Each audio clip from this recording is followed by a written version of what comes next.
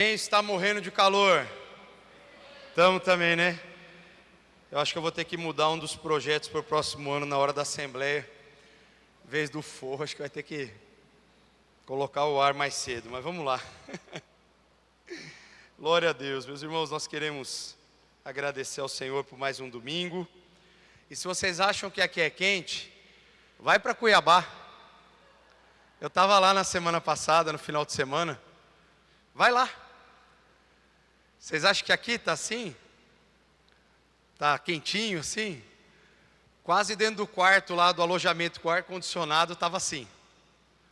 Quando saía, a gente pensava o seguinte: Jesus, eu quero ir para o céu. Ali é o maior índice de conversão que tem, né, Batata? Que o pessoal já pensa, já faz uma prévia de como que vai ser o fim. Gente, lá é muito quente. E aí você fala, mas quem mora lá está acostumado. Não, você conversa com eles e eles falam sempre a mesma coisa. Está insuportável, está muito quente, a gente não aguenta. Mas o que vai fazer? Precisa seguir em diante. Querido, só um aviso que não estava aqui, mas a gente vai até divulgar aí para os próximos cultos também. O culto da virada, dia 31, nós fizemos o ano passado e vamos fazer da mesma forma. O início dele vai ser às 19 horas. Então vai ser das 19 às 21 horas. Por quê? Porque muitos irmãos, muitas famílias acabam vindo para o culto e depois vão para a casa de alguém para passar, do seu familiar, de um amigo, para passar o momento da virada do ano. Então, por conta disso, a gente já se organiza dessa maneira, porque aí dessa forma você pode também passar o momento aí do ano novo, da virada do ano, com os seus familiares. Se você vai passar sozinho, convide outros irmãos da igreja para passar na sua casa, para passar junto com você, fazer um momento de comunhão, isso é muito bom. E eu tenho certeza que Deus há de nos abençoar grandemente. Meus irmãos, eu vou comunicar aos irmãos aqui, nós tivemos essa semana, né, o sepultamento tanto da mãe do Cadu como da mãe da pastora Miriam. Foram dois no mesmo dia, dois sepultamentos no mesmo dia. Nós temos a certeza de que as nossas irmãs descansaram no Senhor, mas obviamente a família que fica enlutada sente a perda, e nossas orações é para que o Espírito Santo possa fortalecer tanto a família do Cadu quanto a família da pastora Miriam também, que o Senhor dê graça para eles e eu tenho certeza de que Ele vai conduzi-los da melhor forma possível em todas essas situações. Eu vou procurar, meus irmãos, ser muito objetivo hoje, isso é um grande milagre, porque dois motivos. Nós temos a nossa assembleia às 11 horas, mas eu sei que está muito quente, para os irmãos não está fácil aí. Então, e nós temos o momento da ceia, então eu quero, de forma bem objetiva hoje, compartilhar a palavra do Senhor com você. E por isso eu já peço que você abra a sua Bíblia no Evangelho de Mateus, capítulo de número 8, versículos 5 ao 13. Mateus, capítulo 8, versículos 5 ao 13. Nos diz assim a palavra do Senhor: Tendo Jesus entrado em Cafarnaum, um centurião aproximou-se dele, pedindo-lhe ajuda. Senhor, disse ele, o meu servo está em casa, de cama, paralítico e em terrível sofrimento. Jesus disse, irei curá-lo. O centurião respondeu, Senhor, não mereço receber-te debaixo do meu teto, mas dize apenas uma palavra, e meu servo será curado. Pois eu também sou homem sujeito à autoridade, e com soldados sobre o meu comando. Digo a um, vá, e ele vai, a outro, venha, e ele vem. Digo ao meu servo, faça isto, e ele faz. Ao ouvir isso, Jesus ficou admirado e disse aos que o seguiam, digo a vocês a verdade, não encontrei em Israel ninguém com tamanha fé. Eu lhes digo que muitos virão do Oriente e do Ocidente, e tomarão seus lugares à mesa com Abraão, Isaque e Jacó no reino dos céus. Mas os filhos do reino serão lançados para fora, nas trevas, onde haverá choro e ranger de dentes. Então Jesus disse ao centurião, vá e seja feito a você como você creu. E naquela mesma hora, o servo foi curado. Nós já devemos ter lido algumas vezes essa passagem. Você já deve ter ouvido também essa passagem bíblica ou até alguma pregação sobre esse assunto. Hoje a nossa temática, o nosso desafio aqui é falar sobre fé. E é um desafio interessante pelo seguinte: nem sempre é fácil a gente crer. Vocês concordam comigo? Tem dia que você dá uma escorregada, assim como eu, no crer, ou a sua fé é inabalável todos os dias, 24 horas por dia? Como é que vocês estão? Mais parecidos comigo ou vocês são mais crentes e nunca titubeiam na hora de crer? Como é que é? Eu de vez em quando olho para alguma situação, penso, falo, meu Deus, e agora? Aí depois vai passando o tempo e você vai orando, e aí o Espírito Santo traz ao teu coração uma confiança e te dá uma direção, e você vai ver Deus trabalhar. Isso é normal. Só que é normal também nós termos alguns períodos de, eu não digo incredulidade, mas de insegurança na nossa caminhada. Na Bíblia você vai ver várias pessoas tendo experiências assim com Jesus. Jesus, ele advertia, exortava os seus discípulos, porque ele falava, por que vocês duvidaram? Olha, homem de pequena fé. Por que Jesus fazia isso? Porque de fato Jesus constatava que por mais que as pessoas caminhavam com ele, em alguns momentos elas tinham dificuldades no crer. E nós temos também essa dificuldade. E olha que interessante, uma pergunta para você. Um irmão vai ganhar 2 galardão agora, porque a Bíblia fala que se você der um copo de água para uma pessoa, ela vai ganhar galardão. Quantos copos ele está trazendo? 2 galardão então. Aí a pessoa, ele vira e fala, não pastor, um é meu. Obrigado, Batata, Deus abençoe.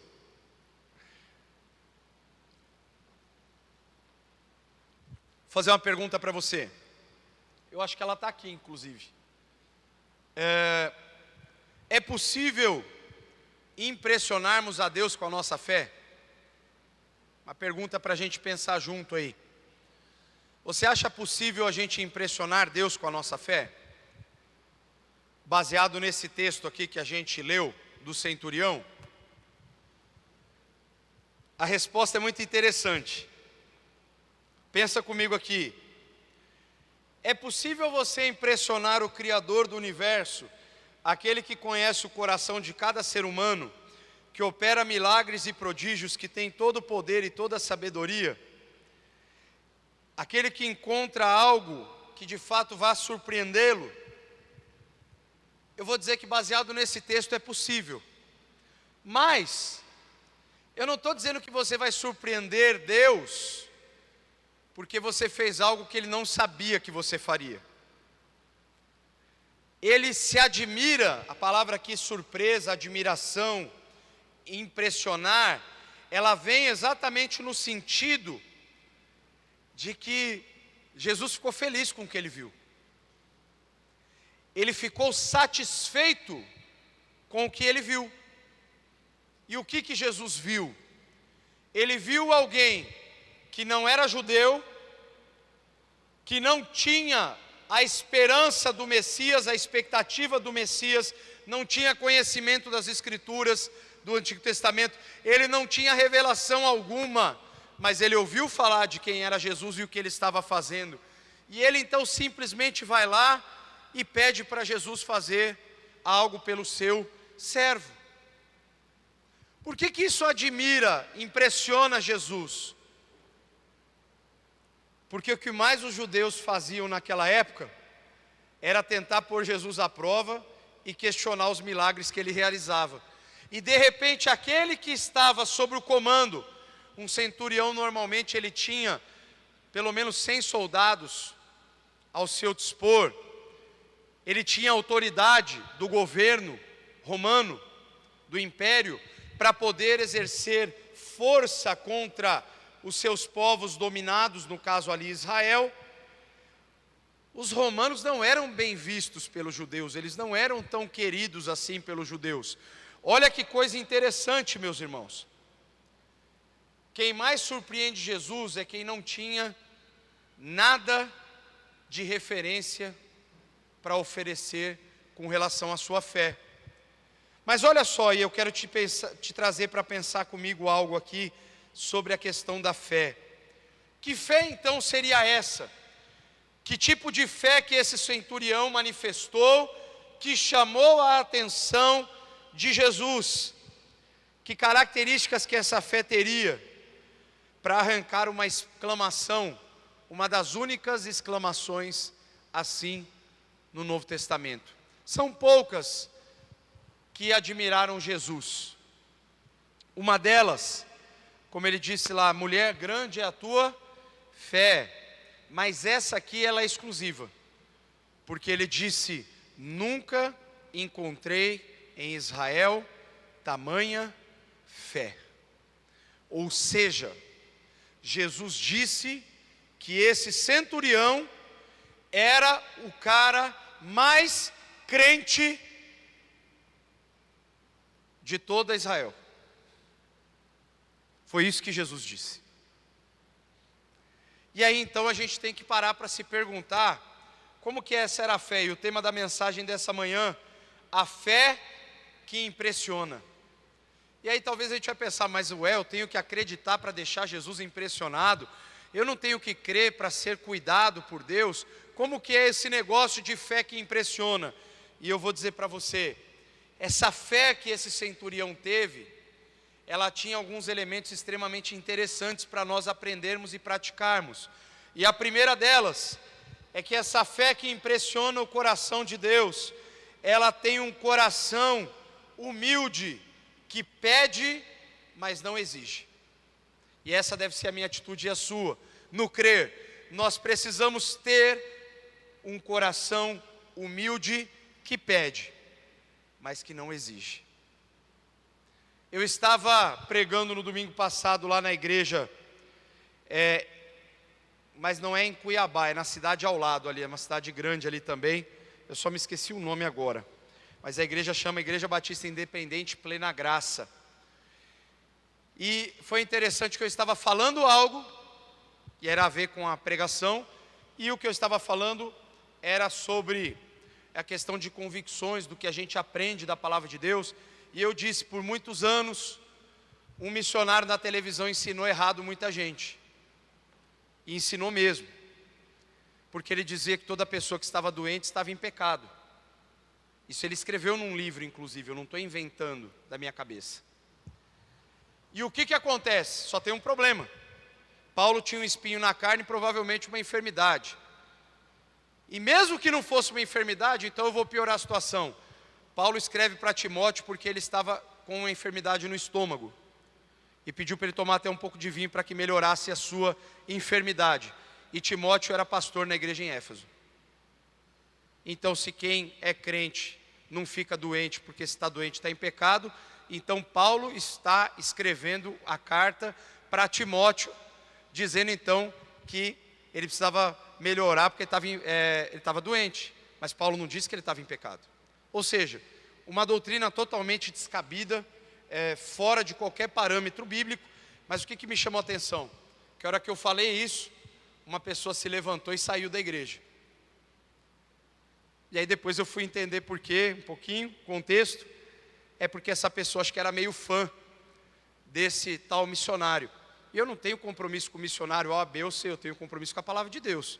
Se a Bíblia não diz o que a pessoa está falando, eu acho errado é a pessoa se escandalizar porque A, B ou C, que eles gostam tanto, falou uma coisa que não está na Bíblia. Deveria ser até o contrário, falar, poxa, então eu sempre acreditei errado numa coisa, e agora as Escrituras foram expostas para mim, e agora eu vi na Bíblia o que está escrito, e eu vi agora o que é a verdade. E você conhece a verdade liberta.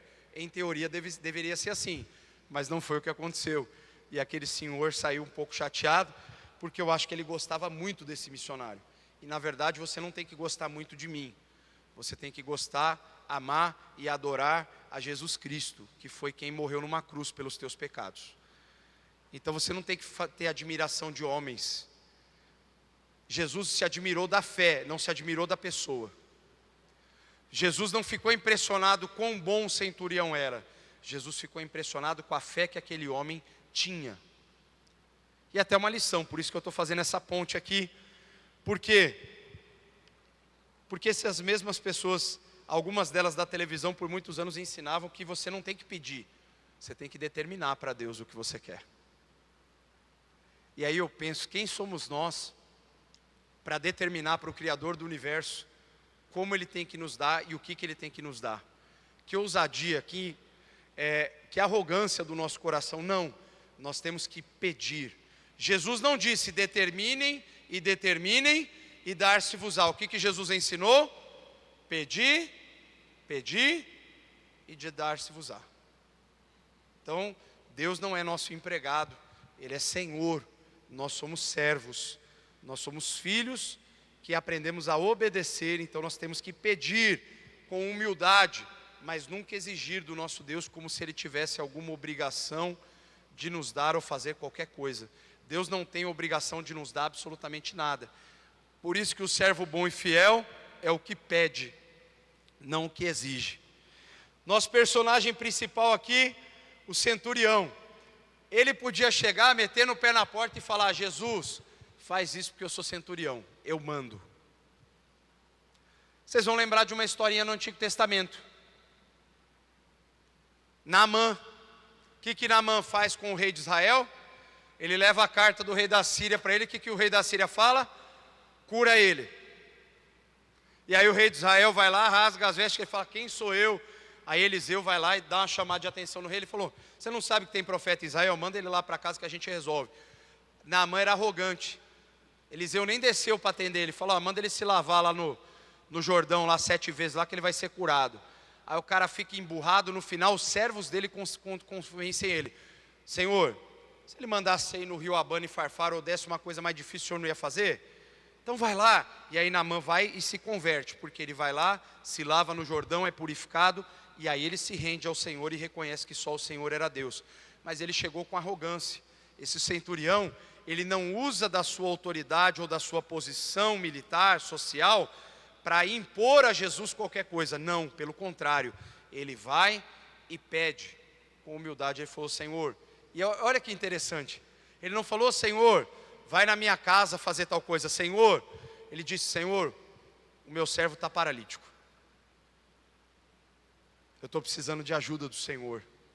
Ele não foi pedir uma coisa para ele, ele foi pedir por alguém. Por isso que é tão importante às vezes você orar por situações em detrimento da vida de outras pessoas, não só da sua.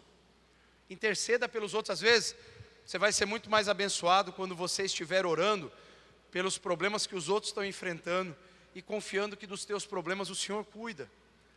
Isso aí é um princípio espiritual muito interessante que a gente aprende aqui também. Ele não exige, ele pede ajuda. Ele não fala da sua própria posição, mas ele fala da aflição que o servo dele estava vivendo. E é interessante, e a Bíblia vai dizer o quê? Quando nós nos apresentamos diante de Deus com um coração quebrantado e contrito, a Bíblia diz que o Senhor não despreza. Quando você chega com humildade diante do Senhor, você vai pedir. Quer dizer que Ele vai te dar? Esse é um outro ponto importante. Quer dizer que Deus nos dá tudo o que a gente pede? Não. E eu digo felizmente para Deus, porque Ele é Deus e só faz coisa certa. E infelizmente para nós, porque muitas vezes a gente está até pedindo uma coisa que o próprio Deus não quer. E a gente fica triste por isso. Poxa, eu pedi a Deus uma coisa, mas Deus não me respondeu. Mas no final das contas, Deus sabe por que Ele não está nos respondendo aquilo. Porque Ele conhece todos os acontecimentos da nossa existência. A gente está se resumindo a um acontecimento agora, a uma doença, a uma dificuldade financeira. Deus conhece todos os segundos e todos os acontecimentos eternos da minha e da sua história. E por isso que é importante que a gente entenda, que a gente chega diante de Deus com humildade. Tem vezes que você rasga o coração com Deus, e aí parece que você não está tão humilde, parece que você está querendo arrazoar com Ele. Tem. O rei Ezequias fez isso. Lembram disso? O profeta Isaías chegou para ele e falou o quê? Arruma a tua casa que você vai morrer. embora. O que o rei faz? Olha para a parede, começa a orar e fala: Senhor, eu tenho sido justo e reto diante dos teus olhos toda a minha vida. Eu tenho te buscado. E Deus viu que ele era assim mesmo. E Deus concedeu mais tempo de vida para ele. Deus fez o que ele pediu. Eu digo para você que esse Deus fazer o que ele pede, nem sempre é o melhor. Não foram bons anos para o rei Ezequias ali. Eu sempre digo, você pode pedir, mas às vezes a melhor resposta que a gente tem é quando a gente pede e termina a oração dizendo: Senhor, eu queria muito isso, mas que seja feita a tua vontade. Esse é o melhor jeito de você pedir e ter a certeza de que nunca vai vir para você uma resposta que não seja aquela que está no coração de Deus. E é muito importante que nós entendamos isso. Quantas vezes nossa posição, nosso conhecimento, a nossa herança religiosa nos impede de se aproximar com Jesus de uma forma humilde. A fé que move montanhas, ela começa com o coração quebrantado aos pés de Jesus. Ela não é aquela fé que impõe, não é aquela fé arrogante, mas é aquela fé que confia, que depende totalmente do Senhor.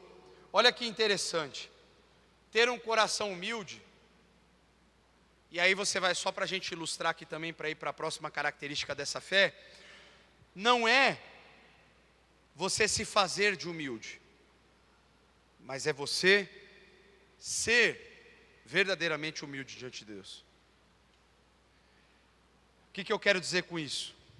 Lembram da história ali que Jesus conta do fariseu e do publicano orando? Às vezes a gente dizendo o que faz, se sente servo e humilde. Como aquele fariseu disse: Senhor, eu oro e jejuo toda semana, eu dou o dízimo. Só que o publicano, ele prostrado, batia no peito, não tinha coragem nem de olhar para o alto e dizia: Senhor, tem misericórdia de mim, porque eu sou pecador. Olha só que interessante. Ah, mas o fariseu foi arrogante. Sim, do ponto de vista da nossa leitura, quando a gente lê o texto e vê que tem um publicano fazendo ao contrário, a gente logo entende que ele estava sendo arrogante. Mas significa que tem uma questão: se você não lesse sobre o publicano, talvez você ia se identificar muitas vezes quando você e eu nos apresentamos diante de Deus, dizendo para Ele tudo que a gente tem feito para Ele. Senhor, ó, eu te busco. Senhor, eu te sirvo. Senhor, eu contribuo. Espera aí, pastor, então você está dizendo que eu sou igual ao fariseu? Não, eu estou dizendo que quando você apresentar essas credenciais para Deus, elas tiverem um tom impositivo de exigência, sim, você está sendo igual ao fariseu. Agora, pode ser que você diga tudo isso para Deus, mas com um coração de servo. Senhor, olha, eu tenho te servido com integridade. E eu não estou aqui para exigir, impor que o Senhor vai me fazer, mas humildemente eu estou dizendo: Senhor, olha, intervém nessa situação. Na minha humilde opinião, existe uma diferença muito grande de como que nós nos apresentamos diante de Deus. Nunca exigindo, precisamos pedir e com humildade. Segunda característica dessa fé que impressiona Jesus: seja um servo que espera e confia. Tua atitude, você precisa ser um servo que espera e confia. Confiança e esperança, características interessantes dessa fé que impressiona Jesus. Por quê? O autor aos Hebreus vai dizer que a fé é a certeza do que se espera, mas do que não se vê. O que é confiar e esperar em Deus? É você ter a certeza de que Ele vai fazer, mesmo não podendo ver nada e provar nada.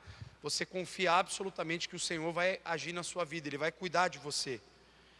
Quando Jesus disse: não encontrei em Israel ninguém com tamanha fé, é porque esse homem chega a Jesus e pede uma coisa absurda e de uma forma totalmente dependente. Ele simplesmente pede para Jesus curar o seu servo da paralisia. Só isso. Até hoje nós não temos uma cura definitiva na ciência para um paralítico? Tem estudos, testes que estão fazendo. Mas você não tem lá um remédio que você toma hoje e amanhã você está curado da paralisia. E ele vai até Jesus e fala: Senhor, o meu servo está paralisado. Ele está paralítico. Ele não pode se mover. E aí Jesus fala o quê? Eu vou lá. É interessante que, aonde que ele mostra que tinha tanta esperança e confiança no que Jesus ia fazer, quando ele diz a Jesus o seguinte: eu não sou digno de te receber na minha casa, mas eu sou alguém sujeito à autoridade, e se eu disser vai, vai.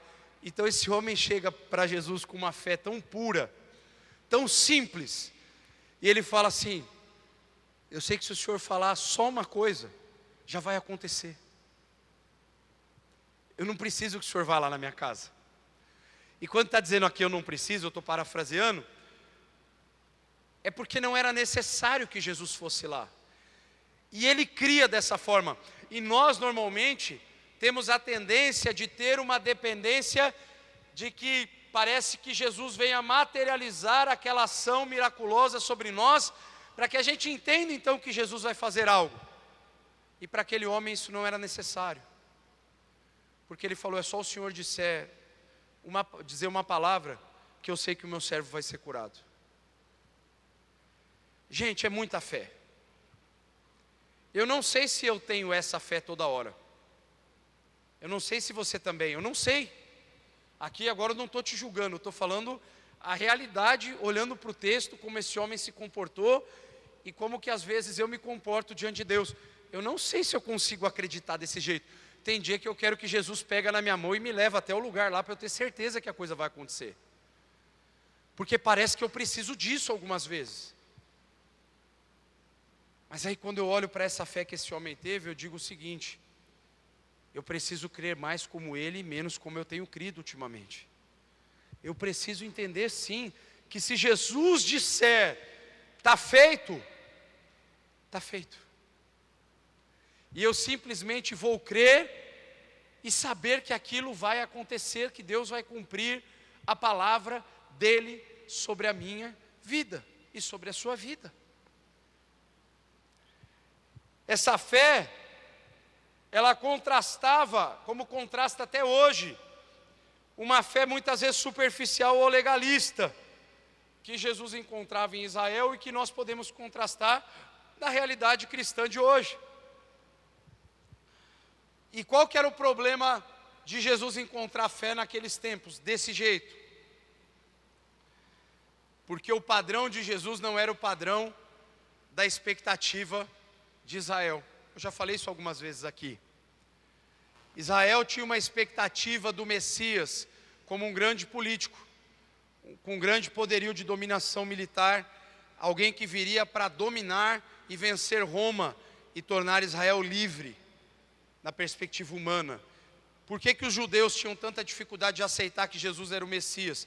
Porque Jesus era uma pessoa simples e que não tinha nenhum desses requisitos que essas pessoas criaram, mas que as Escrituras nunca trouxeram. Se você olhar para as promessas do Antigo Testamento, você vai ver que sempre as profecias elas remontavam como alguém que não ia ter formosura, não ia ter beleza, alguém que levaria sobre si os pecados para trazer a cura. Isaías vai dizer isso. Ou seja, claro que existem profecias falando de um reino eterno e de domínio sobre todas as nações, sobre toda a existência, mas aí a gente não está falando aqui do verbo que se fez carne e que habitou conosco e que viveu conosco até a cruz. A gente está falando quando Jesus vier para reinar. Aí a gente pode trazer aqui no milênio, quando ele vier estabelecer o seu reinado, e aí um dia nos ares eternos, todo joelho vai se dobrar e toda língua vai confessar que só Jesus Cristo é Senhor, para a glória de Deus Pai. Aí sim. Mas aí os judeus fizeram uma mistura em tudo e disseram: não, o que a gente quer é um governante forte, alguém que vem dominar Roma e nos dar liberdade. E aí então eles olhavam para Jesus e diziam: não dá para acreditar num camarada desse, esse cara é muito simples. E nada do que acontece nos dias de hoje é muito diferente. Você já percebeu que quando é muito simples, quando é mais tranquilo, não chama a atenção das pessoas, porque tem que ser chamativo, tem que ser diferente, tem que ter uma proposta toda diferente para a pessoa dizer: ah, isso é manifestação do poder de Deus. Perceba que Jesus não veio com essa proposta, então talvez essa concepção supostamente cristã evangélica hoje, de que as pessoas têm, de que para ser algo de Deus tem que ser uma coisa espalhafatosa, grande e com muita manifestação, não é a proposta bíblica que nós vemos na pessoa de Jesus. Aquele homem era um servo que esperava e confiava. Ele só disse para Jesus: basta uma palavra tua e vai acontecer. Quem sabe, quando você coloca a tua fé diante de Jesus e diz: Senhor, eu estou entregando essa situação diante de Ti, e eu creio que basta uma palavra do Senhor, o Senhor vai mudar a minha família, o Senhor vai trabalhar no coração daqueles que estão perdidos. Eu não estou dizendo para você que é fácil fazer isso, mas é possível. Será que nossa fé hoje é uma fé que impressiona Jesus? Ou é uma fé que se baseia apenas em conveniência, num costume que eu já tenho, mas que nunca gerou de fato mudança e transformação na minha vida? Ontem eu estava conversando com o Daniel, namorado da Ana Flávia, e aí eu estava falando para ele uma coisa, que às vezes você tem pessoas que crescem na igreja, mas elas não se converteram verdadeiramente. É filho de crente. Tem até uma pregação que um pastor muitos anos atrás fez, que Deus não tem netos, né? Deus não tem netos, você precisa ser filho. Não basta que teu pai seja crente, você tem que ser crente. Você tem que ter uma experiência pessoal de transformação com Jesus Cristo. E eu estava dizendo isso exatamente porque ele estava me comentando que uma pessoa nascida na igreja, os pais já eram crentes, depois de um tempo essa pessoa se afastou e se decepcionou muito. E eu disse: olha, na verdade, provavelmente essa pessoa, ela nunca teve um encontro verdadeiro e profundo com Cristo, de transformação da sua vida. Por quê? Porque talvez ela se baseava na herança de fé que ela recebeu. Só que tem um detalhe: fé não é transmissível no ponto de vista de salvação. Você transmite fé pregando, mas só pode vivenciar a fé quando aquela pessoa que ouve a palavra de Deus, ela toma uma decisão por Cristo e clama a Deus para que tenha a sua vida transformada. Ou seja, o filho do crente, ele não vai ser crente porque o seu pai é crente e tem cargo na igreja. Ele vai ser crente o dia que ele entregar o seu coração para Jesus e tiver uma transformação de fé genuína, é isso. E por que é importante dizer isso? Porque às vezes você pode estar vivendo uma frustração na fé, baseado numa herança de fé que você recebeu, e não numa vida de fé plena que você precisa estar vivendo com Jesus, para experienciar respostas de oração diante dele. Terceiro elemento aqui, ou prática que você tem que ter para impressionar Jesus na sua fé: siga o exemplo de quem já experimentou milagres. Isso aqui é importante dizer.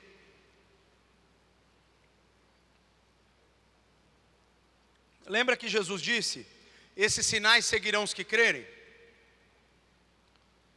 Nós temos que ser faróis da pregação do Evangelho e da manifestação do poder de Deus aonde nós estamos.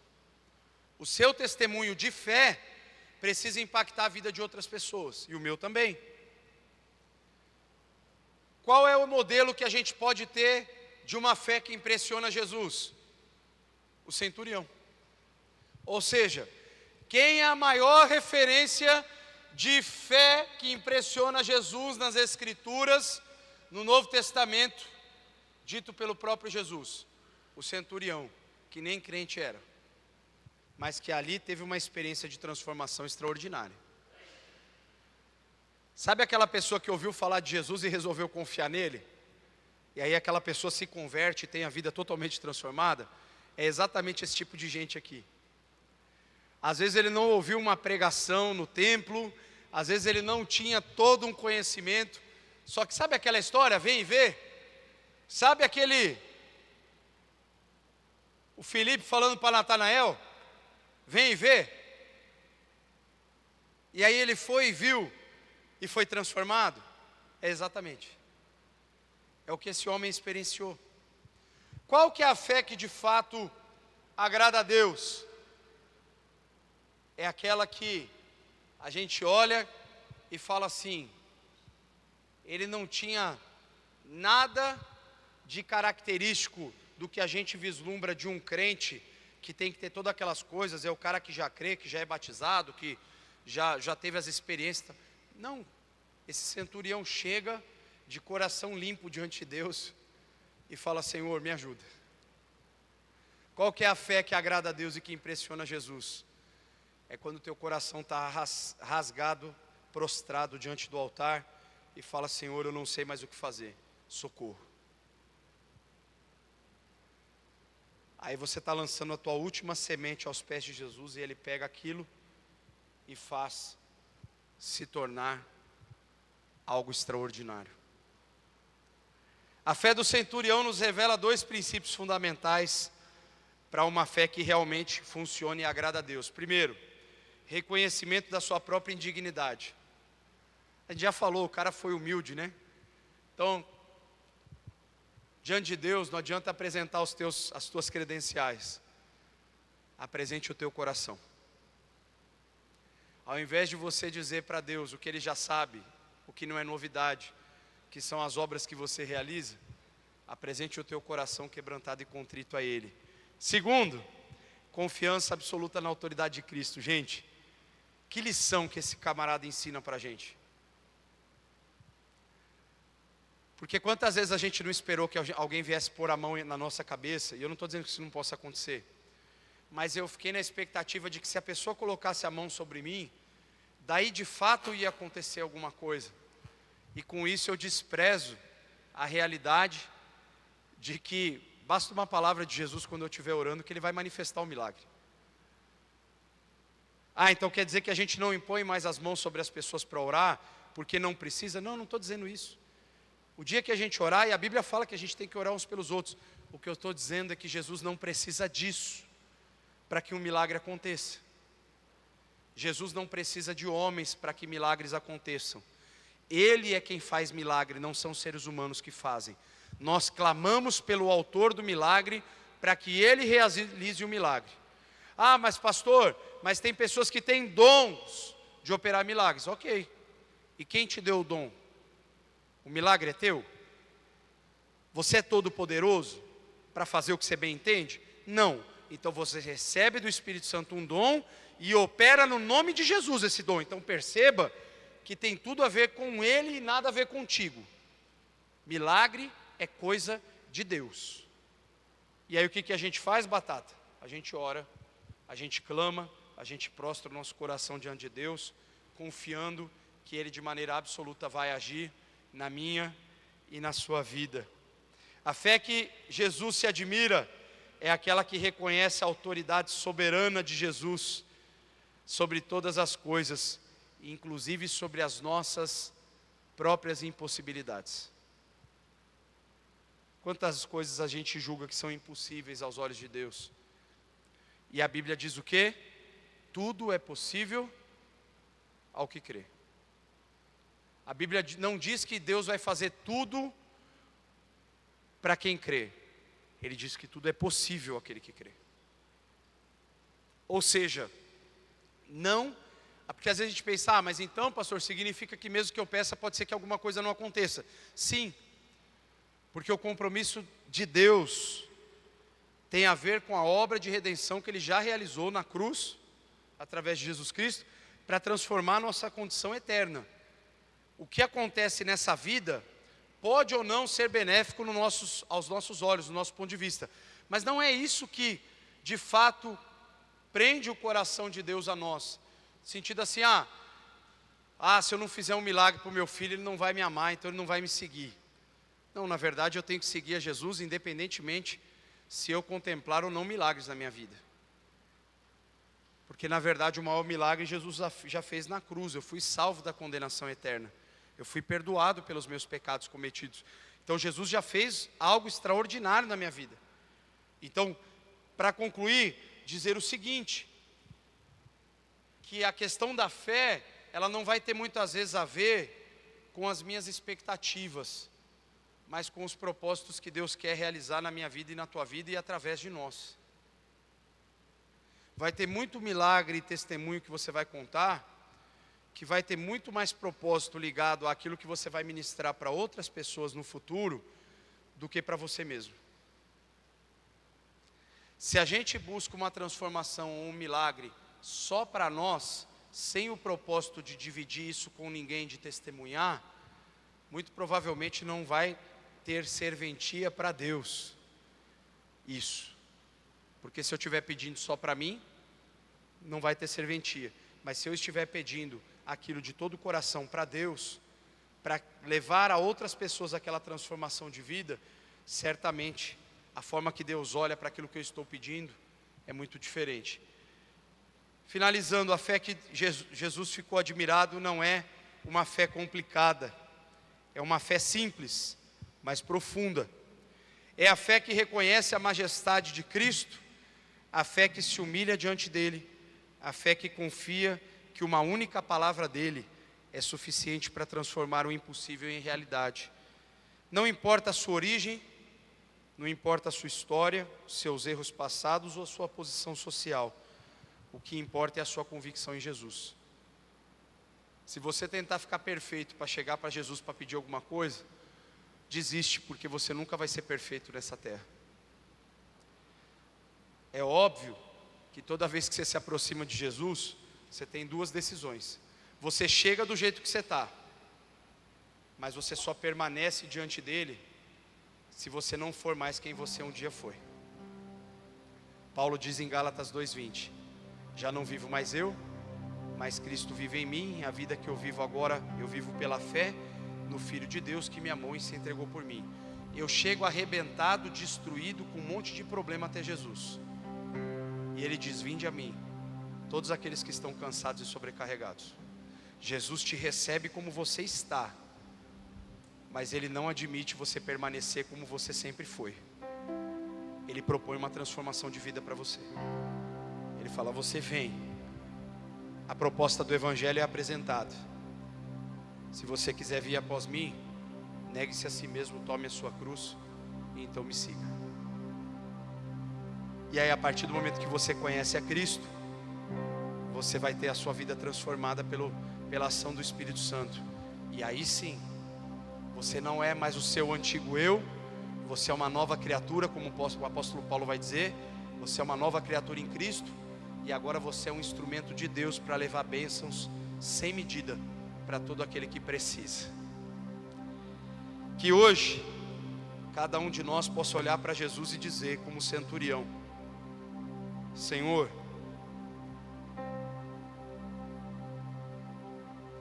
eu não sou digno, mas apenas diz uma palavra e a minha vida, a minha família e toda a minha situação vai ser transformada. Se você conseguir chegar dando do Senhor e falar: Senhor, eu não sou digno de nada, eu nunca mereci nada, mas hoje eu estou confiando que o Senhor vai cuidar da melhor forma de tudo que eu estou colocando diante de Ti. Eu digo para você, se você fizer isso de todo o seu coração, essa é verdadeiramente a fé que agrada ao coração de Deus. Essa é a fé que admira, que deixa Jesus impressionado. Onde Jesus olha e fala: é isso mesmo, está certo, é isso que eu quero. Um coração prostrado, que confia, que espera, que pede, que depende, e que de acordo com a vontade do Pai vai receber. Enquanto a gente se prepara para a ceia, eu quero te fazer esse convite hoje, para orar junto com você. Sabe aquele momento na vida que você precisa se posicionar? Uma das primeiras questões que você tem que se posicionar é com relação à tua fé. Você precisa mudar, às vezes, até a forma como você crê. Porque talvez se você está crendo, baseando a sua fé na barganha, na troca, eu faço para Jesus me abençoar. Não é isso que Jesus espera. Mas talvez você tenha que mudar essa perspectiva e dizer: Senhor, eu quero mudar a forma como eu creio. Vamos ficar todos em pé? Eu não vou te chamar aqui à frente, eu vou te fazer um desafio aí no teu lugar mesmo. Porque lembra, basta uma palavra. Vai ter outros momentos que a gente vai chamar aqui na frente para orar. Hoje, talvez o que você precisa mais dizer para o Senhor, assim como eu, dizer: Senhor, eu não sou digno de nada. Eu não tenho nada de bom para te oferecer. Eu não tenho nada para te dar que o Senhor já não tem. Mas eu estou aqui, ó. Meu coração está diante do Senhor. Está prostrado. Eu só tenho meu coração para te entregar. E quem sabe você pode fazer essa oração hoje, aí no seu lugar. E eu tenho certeza de que Deus vai transformar a tua história e a minha história. Senhor nosso Deus,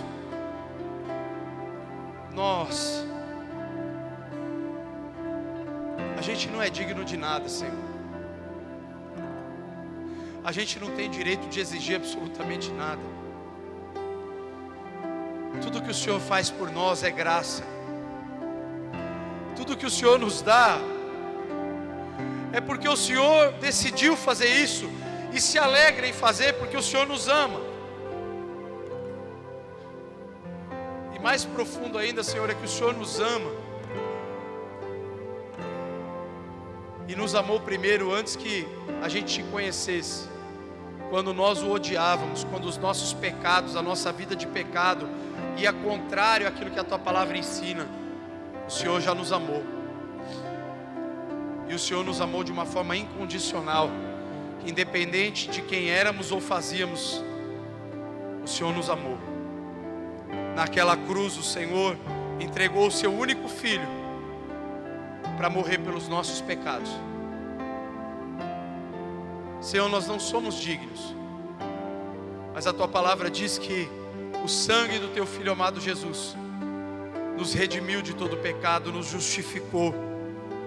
Nós fomos separados para ti. O Senhor nos libertou das amarras do pecado para que agora nós possamos viver uma vida de liberdade contigo. Senhor, nos ajude a crer. Nos ajuda a crer mais.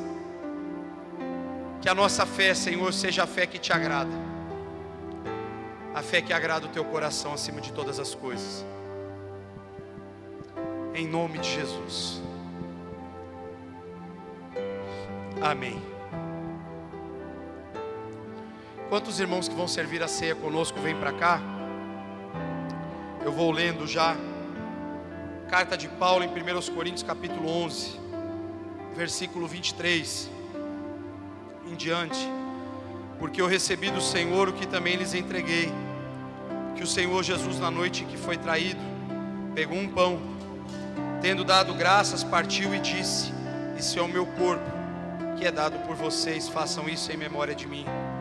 Do mesmo modo, depois da ceia, pegou também o cálice, dizendo: esse cálice é a nova aliança no meu sangue, façam isso sempre, todas as vezes que o beberem, em memória de mim. Porque todas as vezes que vocês comerem desse pão e beberem desse cálice, vocês anunciam a morte do Senhor até que Ele venha. Senhor nosso Deus, sabemos que aqui nós temos pão e suco de uva. Não se transforma no teu corpo, não é o teu corpo, mas nos faz lembrar que um dia o teu corpo foi pregado naquela cruz, e que um dia o teu sangue, que é simbolizado por esse cálice, foi derramado na cruz pelos nossos pecados. E o maior símbolo para nós é o teu ato de amor. E a tua palavra diz que até que o Senhor volte, até que o Senhor venha, nós devemos fazer memória de ti, lembrar do teu sacrifício, para que outras pessoas sigam crendo e para que nós continuemos na caminhada contigo. Obrigado por essa manhã, obrigado pela vida dos meus irmãos e das minhas irmãs, de cada família aqui presente. Os abençoe, em nome de Jesus. Amém. Saia do seu lugar, querido, e venha buscar o pão e o cálice. Depois volte para o seu lugar para a gente poder ceiar juntos, em nome de Jesus.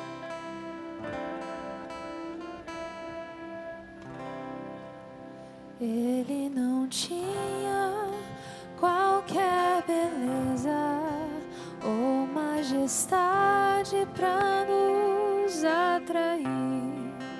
Nada havia em sua aparência para o desejarmos,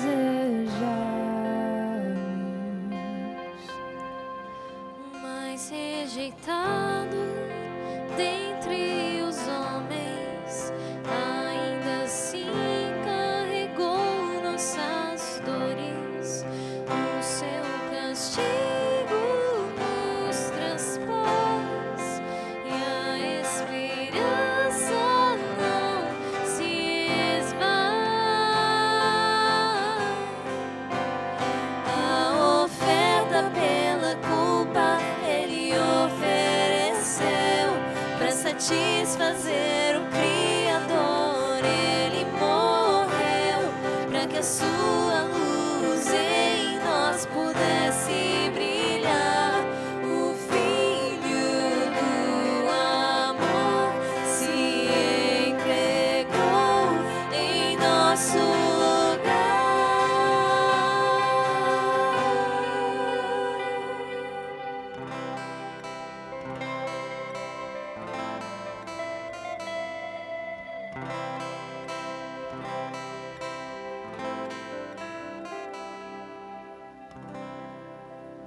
Mas rejeitado dentre os homens, ainda assim carregou nossas dores. O seu castigo nos traz paz e a esperança não se esvai. A oferta pela culpa ele ofereceu para satisfazer o Criador. Ele morreu para que a sua luz em nós pudesse brilhar. O Filho do amor se entregou em nosso lugar. És o Cordeiro que pelos nossos pecados foi esmagado, sem dizer uma só palavra. Se entregou aos cravos, derramou sua vida até a morte, provando a ira amarga pra nos dar sua doce graça e nos fazer viver. Glória a Deus. Pegue o pão nesse momento, querido. Faça a memória do corpo de Jesus, que foi partido naquela cruz ali pelos meus e pelos teus pecados.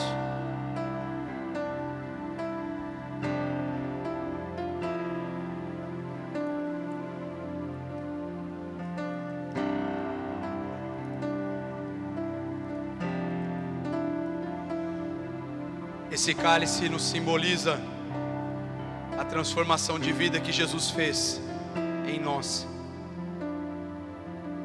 Pecadores condenados, para filhos redimidos, justificados e santificados. O sangue de Jesus que nos purifica de todo pecado. Faça a memória do Senhor, querido, agradecendo, porque o sangue de Jesus foi derramado na cruz pelos meus e pelos teus pecados. És o Cordeiro que pelos nossos pecados foi esmagado sem dizer uma só palavra, se entregou aos cravos, derramou sua vida até a morte, provando a ira amarga da luz da sua doce graça e nos fazer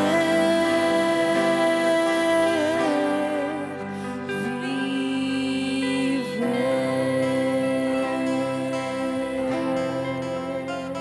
Senhor, muito obrigado por essa manhã. Oramos gratos a Ti, Senhor, porque o Senhor tem cuidado de nós e a fé, Senhor, sem ela é impossível agradar a Ti. E que a nossa fé seja de fato uma fé que agrada o Teu coração. E que nós possamos confiar no Senhor, buscar ao Senhor, esperar em Ti, esperar na Tua resposta. Obrigado por essa manhã. Que o amor de Deus, o nosso Pai, a graça de nosso Senhor e Salvador Jesus Cristo, a comunhão e as consolações do Espírito Santo seja com toda a igreja que ama Jesus e o povo de Deus diz. Dê um aplauso para Jesus, querido.